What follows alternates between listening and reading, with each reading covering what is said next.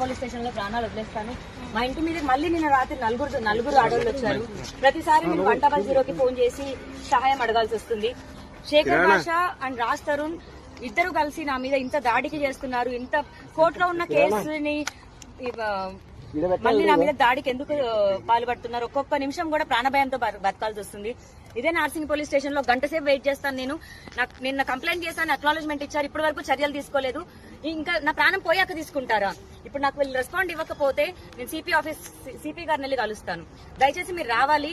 నాకు media support తప్ప ఏ support లేదు. పోలీసులు కూడా నన్ను సేవ్ చేయట్లేదు. ఫిజికల్ గా దాడి జరుగుతుంది నా పైన.